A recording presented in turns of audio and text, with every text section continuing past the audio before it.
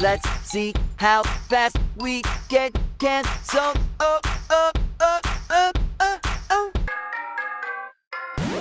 Let's see how fast we get canceled.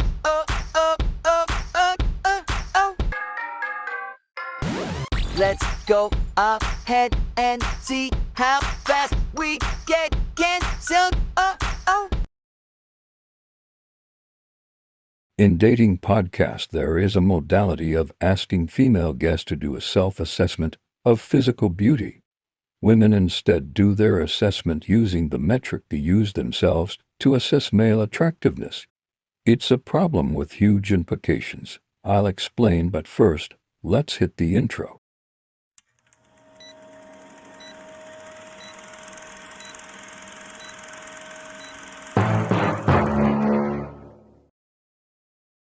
Hey everyone, welcome back to our channel. We're so excited to have you here with us today. As you know, we're always working hard to bring you the best content possible. And we couldn't do it without your support. So if you're enjoying our videos, please help us out by subscribing, liking, and sharing our content with your friends and family. We've also got some exciting news to share with you. We've just launched our very own Red Face Army merch store on Redbubble.com. So, if you're a fan of our channel, you can now show your support by purchasing some awesome Red Face Army gear. We're really grateful for your patronage and we can't wait to see you rocking our merch. Let's start with the most basic concept. For most of human history, adult females were constrained by the physical condition that also gave them the highest possible honor, motherhood.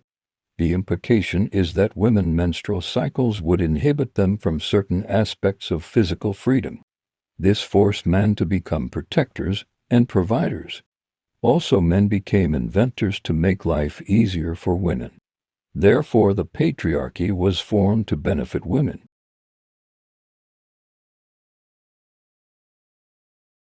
We'd love to hear your thoughts and opinions in the comments section below. Whether you agree or disagree, your perspective matters to us, so don't be shy and share your thoughts with us. Remember, we're all here to learn and grow together. Your insights could be the missing piece of the puzzle that helps us understand this complex issue better. Thank you for your time and for being a part of our community. Don't forget to like, share, and subscribe and comment back to the topic. Female fragility not only comes from the physical aspect. Not that they don't have strengths, but women tend to be vulnerable when it comes from internalizing any compliment or criticism being made, no matter what the intention of the sender was. One comedian did a bit where he said that women can turn any compliment into an argument. The comedian offers an example. The man says, "Honey, you look beautiful today," while the female answers, "So, I didn't look beautiful yesterday." The problem comes when the assessment of a situation doesn't map to reality. This creates a cognitive dissonance in which reality is not even recognizable from subjective worldview. Women are not totally guilty of such problems. Many men, the white knights, who will say anything to a woman in order to get her attention and to pair with them, have a lot to do with this phenomena. Recently, men took upon themselves to enter into the dating domain and test the assumptions females have developed for years. The Fresh and Fit podcast and the Whatever podcast, among others, have emerged in prominence since the rational male and the red pill movement started poking around these assumptions with statistical analysis. One of the things that have been uncovered is that not only women have no clue what men want and how they think, but refuse to put themselves in man's shoes. We found that the empathetic gender is not as empathetic as previously advertised. One of the ways this podcast hosts poke around is by asking things that reveal the worldview of the female panelists at their shows. The most dreadful question seems to be related to the scale for attractiveness using 1 to 10 as a metric. But there is a reason why this is important. In the dating marketplace, delusional beliefs are in detriment to purpose. There is a channel on YouTube called Home Math where the host illustrates the problem of how this works. Let me give you an example. A woman says she is 8 in a 1 to 10 scale, 10 being the most beautiful woman. But she is really a 5, which is average. She would think an average guy is beneath her and someone to settle, but not what she deserves.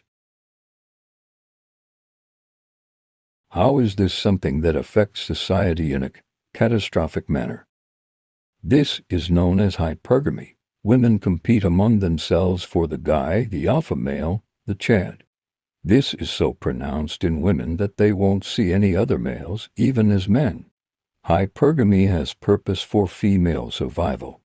The problem with it is that when this happened in the past, it was in villages, and the pool of men looked over was relatively small.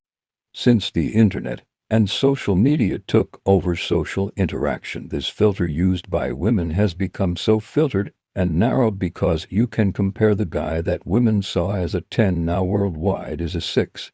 Now the guy who was a 10 in your town became someone who is beneath you. Hey there, folks.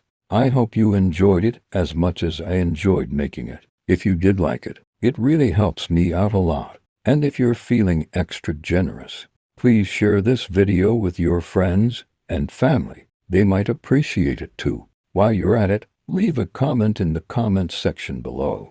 I love hearing from you all, and it really helps me improve my content.